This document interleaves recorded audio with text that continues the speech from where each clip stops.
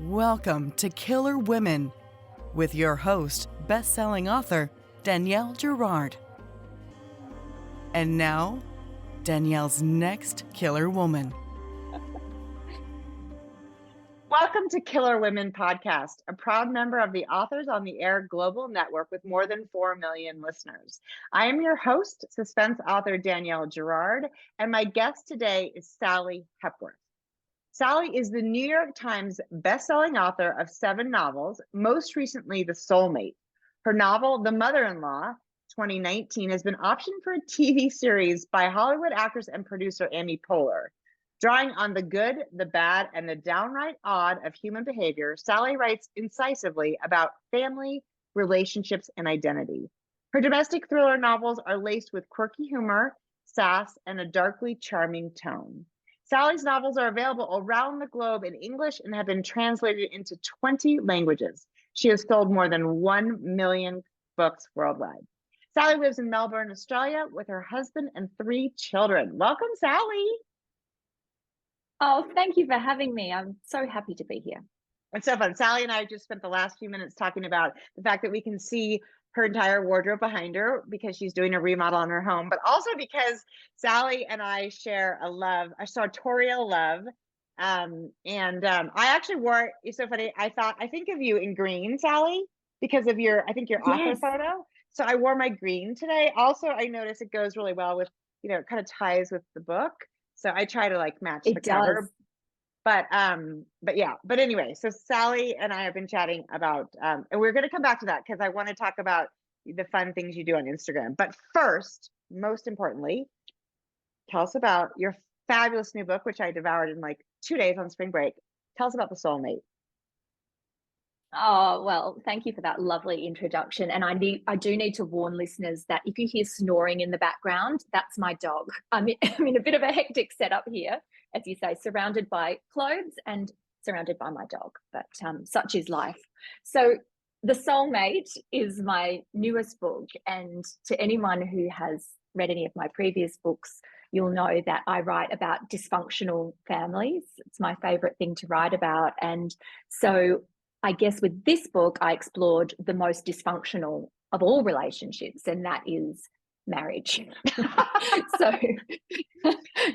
there was endless fodder for this book. And this book is about Pippa and Gabe, one married couple, and also about Max and Amanda. And the book kicks off when Pippa and Gabe, who are living in a cliffside cottage that they have moved to about a year earlier, they are living there, and they have discovered shortly after moving in that the cliff that the house is on is very popular among people who want to end their lives. And so, much to their horror, people come there, and the upside of that is that Gabe has found his life's calling in a way of going to talk these people off the ledge. And he's very successful at it. And in the year that they've lived there, 7 people have come to the cliff, and all 7 have walked away. And in the first chapter of the book, the 8th person comes, a woman. And Pippa is watching Gabe talk to her through the window where she's making dinner for her children. And she notices that he's behaving a little bit strangely. He's a bit more animated than usual, and his hands are flying around. And when she is distracted for a moment, she turns away, looks back, and the woman has gone over the cliff. And Gabe's hands are sort of unusually placed, almost looking like he might have pushed her. So the book is about Gabe and Amanda and how they move forward from that. And it's also about, Gabe and Pippa. And it's also about Amanda. Yes. Yeah. No, this is my hectic brain. Yes, I understand. Yes. Yeah. So it's about Gabe and Pippa and how they move forward from there. And it's about Amanda, who has gone over the cliff and is now dead, and her relationship with Max, which is almost at opposite corners of the spectrum from Gabe and Pippa's very, romantic, passionate relationship. And we look back over their marriage, and then we see, of course, how the 2 marriages intertwine and what actually happened on the cliff that night. Oh, it's so fun. And so let's unpack this a little bit. I love that you call the most dysfunctional relationship of all marriage. which most of us in one way or another end up in. So but your books Yeah. are, it's the younger wife, the mother-in-law, the good sister. That is totally your niche. Talk to us about what it is. Like, what so interests you about these relationships that makes it so fun to write books about? Well, there's just so much fodder, I think, in families. You only have to scratch the surface to find something about families, and they don't always end up murderous. That's my dog agreeing with me. But every family has got underlying tension. I remember when my son was a little baby, and I went to my mother's group and I sat down and I said, "What's everyone doing for Christmas?" And we went around, we're all there with our little babies, and we went around the table and everyone went through telling a story about what they were dreading about Christmas and how, Right. Uncle Steve gets drunk and shouts at everyone, or Jody, their sister, doesn't cook and just comes there and eats everything and doesn't take part, or how, someone wants to buy gifts for everyone, someone wants to do a KK. And it occurred to me that this dynamic, it's not about usually one person being awful. It's about this idea of you bring these people together with different personalities, maybe different upbringings if we're taking the in-laws into account, maybe different mental health concerns. There is just so many differences, and it's just a recipe for drama. And, it's almost like the medical world is just so rich, with drama and high stakes for a writer, or the law, the legal field, and family for me just felt like this wonderful kind of untapped vein. It is. I'm never going to run out of stories. You never are going to run out of stories. And the thing that's so interesting about what you say, which is so true, is that we are kind of our worst when we are in those situations with the people that we kind of love the most. And marriage is no exception, right? Yeah. We're kind of, but when you even if we grew up together, like, I don't know about you, but I'm the oldest of four, and you put the four of us in a room, and we suddenly are children again, and we act out, and somebody has to, we say stupid things, and we treat each other like the children that we all were, instead of being like, here we are as adults. It is a regress. You regress. Yeah, you regress. And marriage is so complicated in addition, because it's like you're navigating your relationship with your spouse, their family, your family, your children. It's ripe potential. Well, and I have to say, I really enjoyed it. When Amanda went over the cliff, I thought, oh no, I want to I want to learn about Amanda. And I loved that you were in Amanda's point of view as a dead woman. That was really fun. I'm so glad. I didn't necessarily plan that. I wasn't sure what was going to happen with her. I thought maybe we will see her story through flashbacks, which we do. But to get her point of view from death was a really interesting, fun challenge, because, I've written a number of books, and you do try to, try something new. But I didn't know if I would be able to pull it off. But I was happy with how it came together in the end. So one of the questions I always have for authors, and I think is so interesting because I think we all kind of want to understand the process, is, and this is just a natural segue, is the idea of how you start a book. Like, what was the seed for this? And then are you, do you plot out a book, or are you sort of like, okay, where is the story taking me? That's like 5 questions in one. So, answer how you can. I'll do it in the way that I do it, which is all over the place. So let's start with inspiration. And there were 2 little seeds that kind of were planted for this book. The first one was during lockdown here in Melbourne, and Melbourne had one of, if not the longest period of lockdowns in the world. Like, more or less for 2 years, we were locked into our house. You could leave just for an hour a day. It was very, very intense. As you can imagine, tensions were high. Alcohol consumption was high. It was a very interesting time. And I remember that I have three children who at the time, my two oldest were in primary school, elementary school, and then I had a 3-year-old. And it was a lot. And I noticed this thing was happening every day. So around the time 9 a.m. is when kids start school here in Australia. Around 10 to 9, my kids would be looking for their passwords to log into online learning. And my 3-year-old would be getting out her, Sharpie because she had a full-time job at just drawing on the walls when no one was listening, and no one was watching her. And I had to jump on a live interview at 9 a.m. And my husband at this time of day, every day, would go missing, right? He would decide that this was the time that he needed to be mowing the lawn or talking to the mailman or just doing something that was a long way away from us. Okay? He's no dummy. And so on this particular day, I went room to room looking for him because I needed to get on my call and I needed him. He wasn't in the garden. He wasn't talking to the mailman. I finally found him in the garage, which is weird, right? Because we can't go anywhere. We've got nowhere to go. And the car is out of the garage and he is in there and he has set up a video camera and he is videoing himself practicing his golf swing. So he could then... It sounds like we're married to the same man. That's so funny.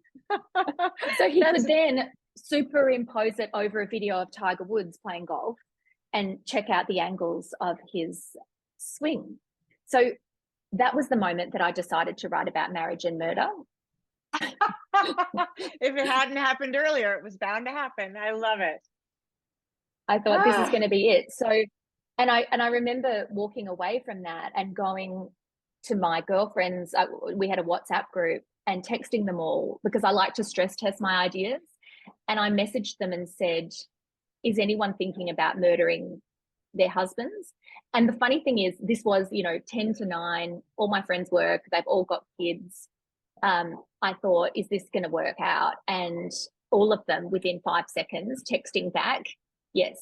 And not only were they planning to kill their kids, their husbands, but they knew exactly how they were going to do it. So I thought, yep, this book is going to work. Yes. Yes. So that was seed number 1. Around the same time, I was flicking through the news and I read a story about a man who lived in Sydney and he had just passed away, but the story was in honor of him and the fact that he lived opposite a place called The Gap, which was in Sydney, where people would go and take their lives. And he would go over to the cliff, and he'd done so for 50 years, and he would talk to them. And he was estimated to have saved up to 500 lives over the course of his life. He also lost some, and he had some amazing stories about people that he'd sat with for hours and they had jumped. And it was just this extraordinary story. And you can see, even if I've just told you the premise, how those two things came together and kind of became what the book was about. And so from there, I have these things, I put them together and I think, who are the characters? What could happen? And I plot insofar as the main turning points. I do have an ending in mind, but it can always change. And I know where the book kicks off. I know a couple of twists and turns. I know the worst moment, and I kind of know the resolution. And that's the point where I'll share it with my publisher and I'll say, what do you think about this? And we might have a conversation. We might, make a few changes. We might add a point of view. And then off I go. I use a program called Scrivener. Yeah, me too. Which a lot of, which a lot of it's writers amazing. I love it. Some writers it's almost like the devil. They say, Microsoft Word or handwritten. But we're all different. Yes, of course. And, right. So I use that, and I guess I consider myself to be an unsuccessful plotter in the sense that I do like to think about the book and have a plan, but I rarely stick to my plan. So unlike my friend Jane Harper, who's an Australian author here, very successful plotter. She spends months working out each individual scene. She writes the book. It's fabulous. I plot, then I write the book and have to do 50 rewrites. So yeah, unsuccessful plotter over here. Yeah, I'm sort of up your alley, and I do think, like, how do you become a successful plotter? But I think it is just really like what works, right? And unfortunately, you know, I've talked to I've talked to from one, you know, across the spectrum, hugely successful authors like yourself who do it every which way. So there's probably not a right way, but it does sometimes seems like there's an easier, less painful way. But it's I'm constantly looking for it, and I have not found it yet. But if there is anyone wanting to learn about how to be a successful plotter, Jane Harper actually has got a TED talk on how she does it. Oh, interesting. So Google that. But as you say, I think if you're listening to it and your body's saying, no, this feels wrong, this isn't right for me, listen to that. Because, as you say, some of my favorite authors don't plot, and then some of my other favorite authors do. So it's so individual. Yeah, it's so individual. So you kind of, and then are you, I mean, aside from the pandemic, when clearly you couldn't, I mean, God, I did not realize that Melbourne was shut for, I thought California was bad. My sister's there, and they were, you know, Montana, we were like, yeah, it was not, we didn't take it. Yeah, we didn't take it very seriously. We have a, you know, a government here that's like, sure, go out. Anyway, but Wow. but normally, aside from pandemic times, are you a sort of like, my work day is this to this, the kids go to school or, you know, preschool, or, you know, and then I work those hours? Or are you somebody who's like, you know, is it hard to force that? I think one of the things that people who aren't writing think about is how do you sort of get the work done, right? When life is chaotic, and it's not exactly like if I add up these numbers, I'm done for the day. Yeah, no, it's not creating widgets. No. But there are practical things that there is the magic, but there's also the work and the career and the business, as it were. Which again is not that sexy to say, but it's true. Look, I am a full-time author. My husband is the stay-at-home parent. And that was probably about 2 years ago, we made that shift from him working full-time, as both of us working full-time, where then I would be kind of confined by the school day or the preschool day, more or less, with the help of a couple of babysitters. But now I'm very much, well, I was going to say I'm very much 8 till 6, Monday to Friday, but that's not actually true. It's so, with bringing out a book a year, the year's so varied, you know, that the probably about 3 months of the year I spend actually in the zone of typing and working on that draft or editing that draft. But so much of the year I tour twice a year, and then my days are spent, you know, doing these kind of interviews, and or even just, you know, I'm going to the States on Saturday, so I spend my work day packing and trying to figure out what I'm going to wear. And, you know, I'm going to the bank later to get American dollars, because last year when I was there, my card stopped working and I was in Greenville, South Carolina, begging for cash. Oh. You're like, help me get to the next place. Oh my God. I know. I had some readers on Instagram who helped me out. So this year I'm going back there, and with a wad of cash to like pay people back. I'm going to make it rain with my American dollars. But all this to say that it's each day is pretty varied, apart from the part of the year where I'm writing the book. That's kind of the most consistent part. And the times that I'm touring. But essentially it's absolutely a full-time job, or every one of those 40 hours, probably plus another 20 between, you know, evening events and writers' festivals and you know, doing things for other authors, because we rely on each other to interview each other and to do these podcast interviews and read and blurb. And, you know, it's not just a career, it's a life, isn't it? Yeah, it is. And I feel really fortunate. I think having figured it out, right? We're so lucky to get to do it. It is It is literally my favorite thing, which is where Killer Women came from. It's like, I am so curious about the lives of other female authors, because it's not just a job, it is absolutely a life. And it's a lovely one. So I want to go back because, of course, the idea of these, of the dysfunction in families, but also one of the things that is a huge part of this book, and all your stories really, and actually most of our stories, but is the idea of sort of like how we hide some parts of ourselves, right? How we, even those that we are absolutely the closest to, and we talk about, of course, marriage being that, usually that relationship, is how really do we know, how well do we really know the people that we live with, that we love, and, what do you think, Sally? Can we ever really know someone? Yeah, it's such an interesting question. And I've been spending lots of time thinking about this lately in my own therapy as well, is that, we're really restricted to how well we know ourselves, aren't we? Because how can we share ourselves if we don't even know ourselves? And I don't just mean me, I mean, all of our partners, ourselves, our parents, our children. We all come to relationships, even children, that with our own kind of parameters around what we choose to reveal, what we think is a fair thing to say, what we feel shame around. And I think that there's no surprise that usually the older we get, the better we get to know each other, the better we get to know ourselves, the more stuff we've been through, the more honest we are. I mean, you'll never meet a more honest person than a woman in her 40s, don't you think? Except I'm going to say maybe a woman in her 50s. I do. I absolutely feel that. And it's refreshing. This is another reason I love women. The older I get, the more I'm like, that's who tells it like it is.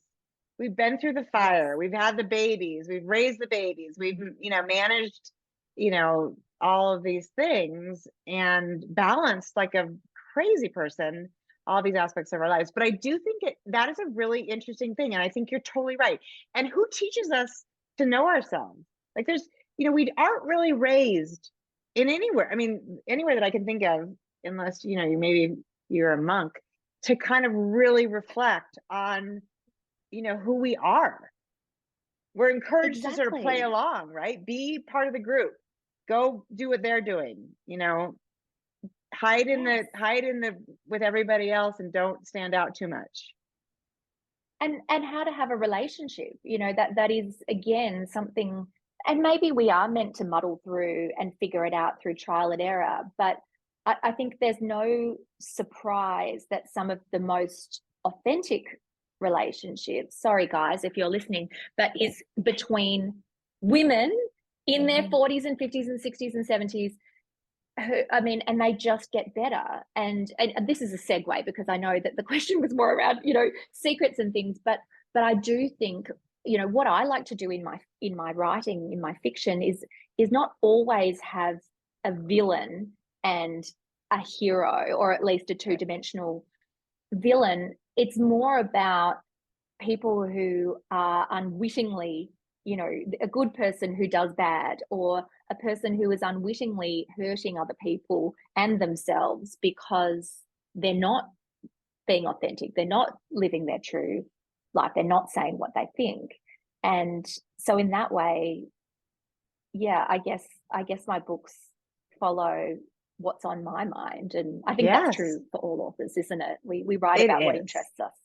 And where we are in life, right? And I think part of what you're talking about is really, it's fear. It's we internalize this fear about, if I show this real part of myself, if I open myself up to that, people are going to reject me, or I'm going to be exposing some ugly underside that if I don't show it, everyone will just think that I'm perfect. No one will ever know, what a hot mess is inside. So I agree. I think it's so, and I do think the older we get, the more this sort of cracks open for us. And I think it's fascinating. I think that's one of the wonderful things about Soulmate is there isn't necessarily right in all your books. There's not like a villain. There is somebody who is responsible for something bad, but it's like how they're responsible for it isn't like they were robbing, Grand Theft Auto and they killed somebody with a gun. It's much more nuanced, right? Yeah, because I, as the writer, have to understand them. Even if it doesn't necessarily make what they did understandable or forgivable, but I have to understand why. Even with some of my more, more hated characters, for example, Rose in The Good Sister, which is a couple of books ago, was fairly well. Actually, I don't want to give anything away, but I had to understand in my own mind why she was doing the things she was doing and put that on the page a little bit, because and this is where we all start, isn't it? As writers, we're interested in people, we're interested in what makes them tick. Yes. And we want to know, for me, particularly family drama, whenever anyone is talking about disagreement with their mother-in-law or what's happening at Christmas, or I can almost always peel it back. First of all, it's hugely entertaining and often very funny. I got a fantastic story from my sister-in-law about, and this was from the other side of the family, a Christmas ham that one of her sisters had brought that was not the correct ham. And the ham drama just escalated throughout the afternoon, culminating in someone throwing the ham at someone else and breaking their nose, and they ended up in hospital. And it was the best story I've ever heard. I was crying with laughter. It was all of the things about families and Christmas and the pressure of it being perfect. That was magnificent. And you can't use that. You can't even use that because nobody would believe that really happened. But that is like, truth is stranger than fiction. That is so, honestly, it truly is. But also when you unpick, maybe not the ham story, but when you unpick even what seems like the most dramatic of disagreements, where it really seems like the mother-in-law is awful and the daughter-in-law is the victim, there's trying to step into the other person's shoes. You can almost always get to what's actually gone, or at least have a theory to what's actually gone on. And that's where you hit that spot of understanding people and being empathetic. Well, nothing is as simple as it looks, right? There's no like evil stepmother, and these are not Cinderella stories, right? They are real people, and everybody's impacted. And I think about my mother-in-law is passed now, but I think about, and now that I have a grown son, my kids are 21 and 23, and my son is 21, and I think about when he brings home, he's my guy. He's 21, so he's not my little guy, but he's still my guy. And I think about how hard it will be when he brings home somebody that he is, how I'm going to look at her and be like, are you good enough for my sweet boy? And, you can see how a mother looks at how my mother-in-law looked at me and thought, I'm not sure you're good enough. You can see how all those layers are so complicated. Oh my goodness. And also with a son, and I have a son as well, and I have all of your fears. And because we know as well that really if it's a wife, if he finds I believe it would be a wife for him, so influential in creating new, I think my daughters will probably take a lot of our family traits and bring them into their families that they create. Whereas my son, in the same way that my husband is, thank goodness, is very influenced by me. And so I create the way that we run this house, and that will be true of my daughter-in-law one day if that's how it works. And that's intimidating, because what if she does things differently? What does that mean about the way I did things? Was it not okay? We lose control. We lose control, and that is super. And I agree. My daughter, will be closer. I know she'll stay in touch. Her husband, I think it'll be a husband for her and a wife for my son. He's not gonna be like, well, you can't talk to your mother. Your mother's so difficult. But my son's wife might feel that way. And, I'm not saying she'd be wrong, but I would be like, what? I'm such a great mom. What do you mean I'm difficult? It would be so hurtful, but also we are supposed to train them in the way of choosing their wife's side as well. That's what is the most healthy for them. Right. I don't know if I can do that. I know. It is it's a mind bender. And it is so funny to hear you say, because these are the thoughts I have exactly, which is that, my husband, he has to listen to me. I'm in charge around here. But obviously, yeah, someday it'll be different. And that is going to be,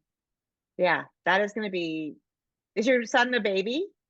No, he's the oldest. No, he's my oldest, and he's just the most precious boy. And he's on the spectrum, and he's so smart, and he's so wise, and like he really is just the love of my life. So it better be a bloody special person, or we may see a bit of murder going on. You're gonna write a different story at that point, right? Isn't that? I'm sure there'll be a different story about mothers-in-law. The mother. It's a bit scary that in my book, the mother-in-law ended up dead, which really doesn't bode well. Not for but might this will have be to a rewrite different. it. Yeah, exactly. The this will be the daughter-in-law. mother-in-law. Yeah. Oh boy. But then you may need to talk to her before you write that book too, because that could cause some problems. So I love that. I think that is so interesting. And I think that all those things are so true. And we are all so complicated about, like, of course we want our children to be independent and to choose partners who, push them and love them. But also we're like, well, wait, don't leave me in the dust. I'm your mother, right? It is. And one of the things that I see that my own mum has been so successful at, and why she is beloved by all three of her son-in-law and her daughters-in-law, is that she has always encouraged us to choose our partner over her. And, even when I know that it's been difficult, she's never spoken badly about any of them, even when she probably wanted to. And she has never, if we've confided something in her, she's never held that against the partner, which I also think would be a really difficult thing. So hard, right? But I so see hard. the peace that gives me with her in knowing that I can tell her the truth. Like I see how much freedom that's given me, and I do want that for my kids, even if it will be hard. It will be hard. But let's be honest, how much of this child rearing stuff has been cake? Yeah. Not much, right? Yeah, I know. Where's the cake? I'm still waiting for my cake. That's right. Where's my God's damn And the cake? village, when's the village showing up? Oh, I was promised a village. I want the village too. Actually, I was thinking that when my kids were really little, I was thinking what we really need here is like a center home and then little cabins, and everybody brings their children to the center, and then we take turns escaping to our cabins. That is 100% what we should have done, right? Like a red tent sort of thing. Do you know that that's kind of what we're doing in this? So I've just moved into this house. It's 150 years old. It's mostly falling down, and I'm pretty sure it has termites. But the good thing that it has is that it has an old shed in the backyard, which I'm converting into a beautiful writer's cabin. And I just got this copy of I don't know where it is, of Virginia Woolf's A Room of One's Own, which I'm going to cover to put on the wall. Yes. My husband is building his own shed as a bit of a man cave, which is going to be on the other side of the house. And then there was already this little cubby house that was there, and we're painting it and putting like nice floors in it to match my cabin. So there's going to be 3 cabins plus a house on this one block of land, and so it's pretty much like we all just live in our own homes. I was gonna say, Sally, can I rent the extra cabin I'm just gonna come and stay with you for a month? That sounds amazing. Yes, that is a great idea. You're so welcome to. It's a compound, but I could have used that, yes, a few years ago when my kids were babies. I think it's a genius idea. Well, and you had, my babies were born sort of in a different craziness, which was, right around 9/11. But your babies, having young kids during the pandemic, like I think about all the moms that did that, and I honestly do not know how you guys did it and survived. And that you're still married is like a miracle. It's really, congratulations. That feels like that's an extra decade of marriage right there. You got to give yourself credit. you know, my girlfriends and I had this WhatsApp group that I texted them. We changed the name to Husband Killers, and I think it's still called that now. And we would write in there the ways that we were fantasizing about murdering our husbands and what for. And they were the most beautiful, petty reasons, because he walked down the path very loudly, and his boots were clicking, or Stu was breathing very loudly the other day. And we always talk about, we've all emerged, still married, happily married, Yes. and we have that WhatsApp group to thank for it. So I think sometimes being able to vicariously live out your fantasies through text messages or through writing books about murder, that's another gift of being a writer. It's very helpful. It is very helpful. It does really sort of diminish the need to murder somebody in real life, which I think it's hugely helpful. So let's talk about your super fun. Your Instagram is really is so fun. And one of the things you're starting to do, which is this 3 things I'm loving. So tell tell listeners, and I don't know if people follow you. I think you're just Sally Hepworth on Instagram, right? That's Is that Sally your Hepworth, handle? yes. Yeah. So tell people about that, because that's super fun, and it's fun to our lives are so like once a year there's a book, and so you have like 2 months of material around the book, and then what do we do for the other 10 months? So tell people. I think it's so fun. Well, I do a lot of different things that are, I laughed recently because someone said, "What's your Instagram strategy?" And I thought, you don't know me very well. Strategy. Right. I'm What?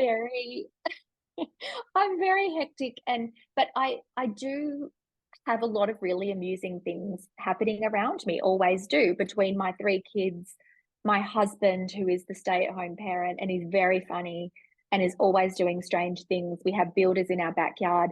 I find it really easy to just take a snapshot of something and post it and not think about it too much, which I think is the key to actually having a really authentic page.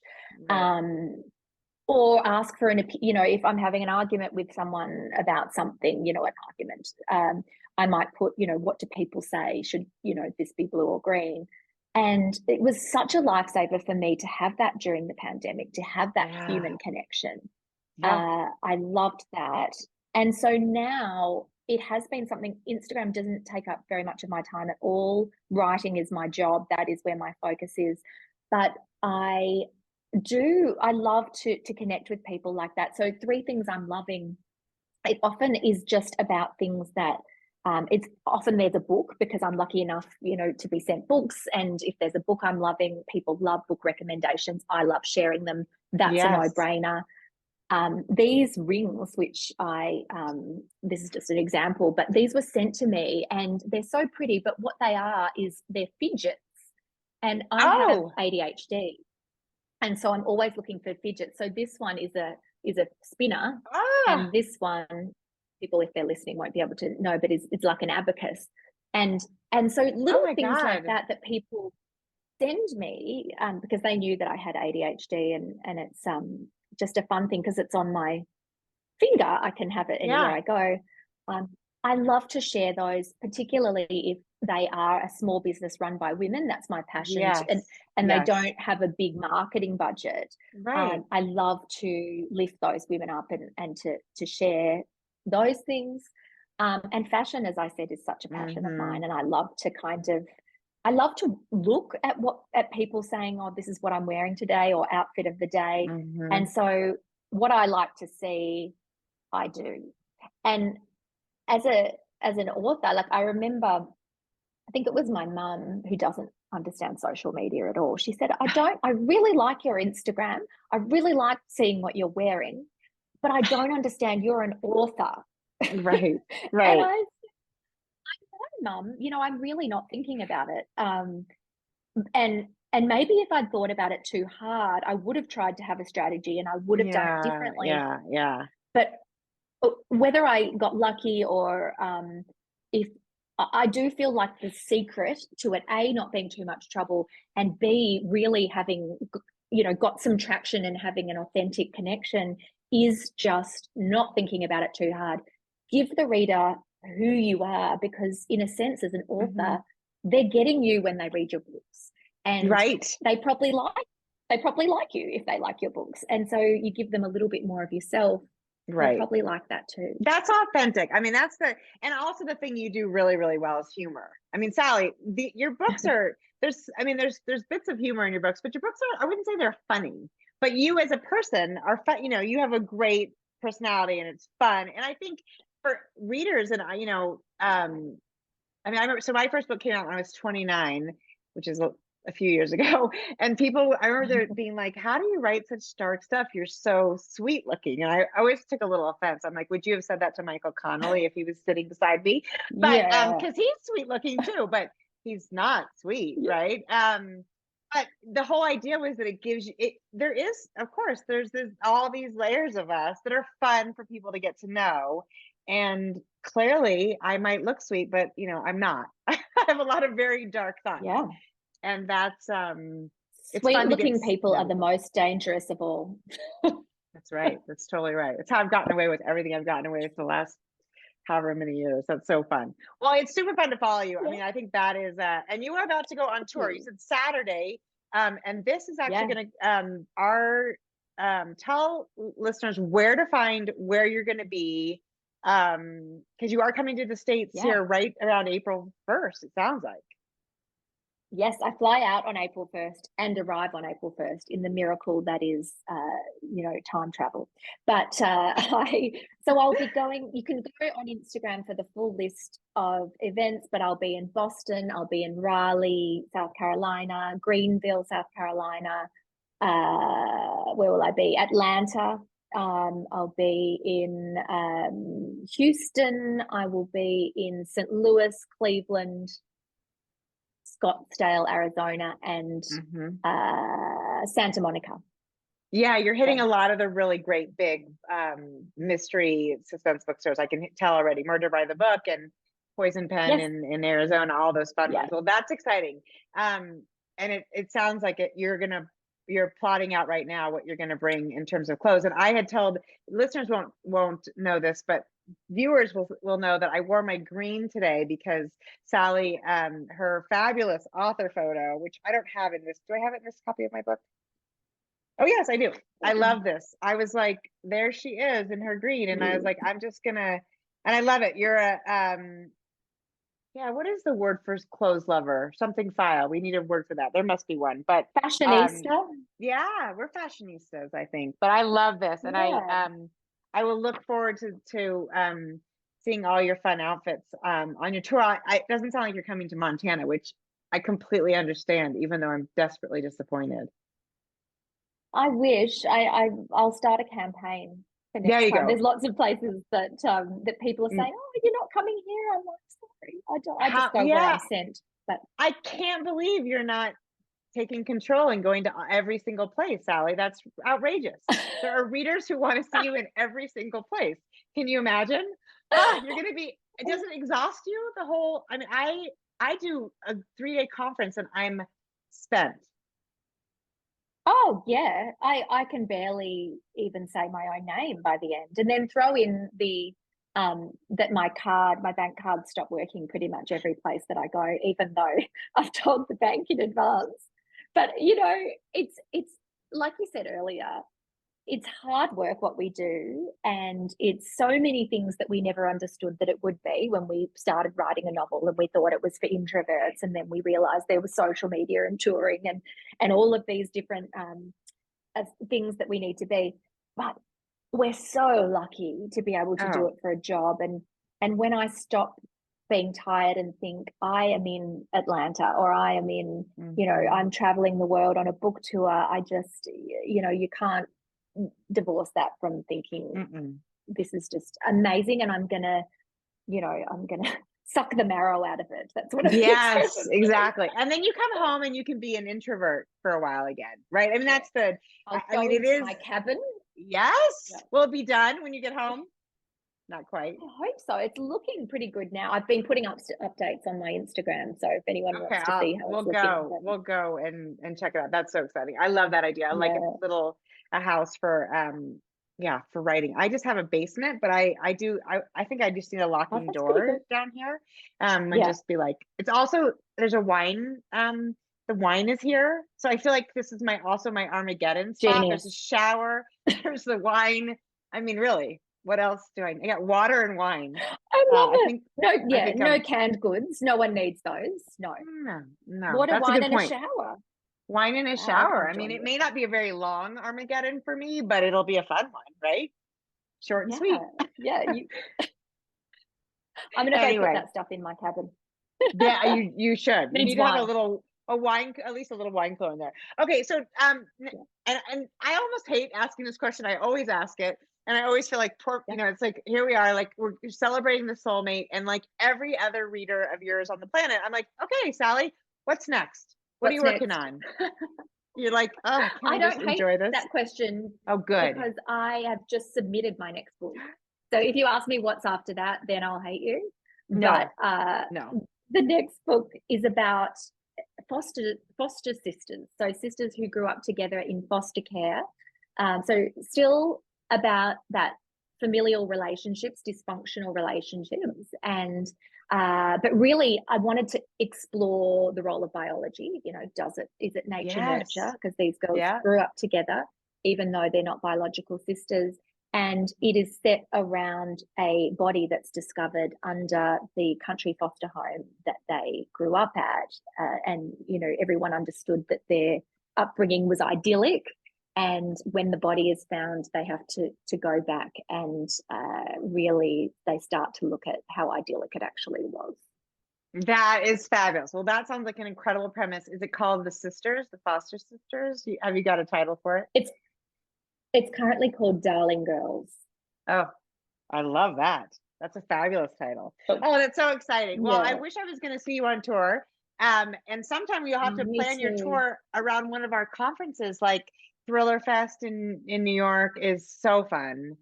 It's too What close. time of year is Thriller Fest? It's always the last weekend of May, first weekend of June. So you're just a smidge too early for it. So I'll try and keep pushing back the date. There you go. Just so be late. I'm late again. I'm late. I need to have it come out mid-May? Exactly. Well, and congratulations on Book of the Month Club. That was super fun to see. Thank you. I was like, there it is. True. Yeah. I love Book of the Month. I'm so sad we don't have it in Australia, but I look at them every month to see what they've shown. Because I would buy the box. I mean, and my friend and I are both obsessed. And so, that was a big deal for me. I mean, I know it's a big deal. It's a big deal, yes. It was, that was a really exciting moment for me. So exciting. And I'm sorry you don't have it. I actually have 2 subscriptions. That's so funny. Because sometimes I like to buy, sometimes I want 2 books. So I have one in my name and one in my husband's name. And oftentimes I get 4 books a month. I know I mean, I have unfortunately the stock in my bedroom is getting a little out of control because, there's not time to read them all, but I love it. I know. How can we get them to you? I'm going there when I'm in New York. I'm going to speak to them about getting an Australian distribution arm with the same titles, but it's got to happen. I'm going to work on it. I have precisely no pull. Exactly. Sally, try. I have 100% faith in you. I think you can just wear a dazzling outfit and get this done. Get it done. I'm sure there's a lot of Australians who will be happy. Think so. I hope that they'll probably rue the day that they chose the Soulmate to go on their list. No, there's a huge business opportunity. It's a missed opportunity for them. So I do feel like that is really hard. And I think I think that's something I like it. I go solve that problem because that is absolutely right. And I feel now spoiled beyond belief that I not only have 1 Book of the Month Club subscription, but 2. And that's just, But anyway, I'm a lucky girl. We're lucky women. Don't rub it in. I know. Sorry, I'll stop talking about it. This was so fun. Sally, I hope we are cross in person so we can chat about being women of a certain age. And all the wonderful things. But in the meantime, everybody, this is out April, tell me. 4th. Okay, April 4th. This is out on April 4th. And it's another fabulous book by Sally Hepworth, who is just hitting them out of the park. So have a wonderful tour. Thank you. Thank you for joining me so much. Everybody, Sally My Hepworth. pleasure. We'll see you next time. Thank you. Thank you so much.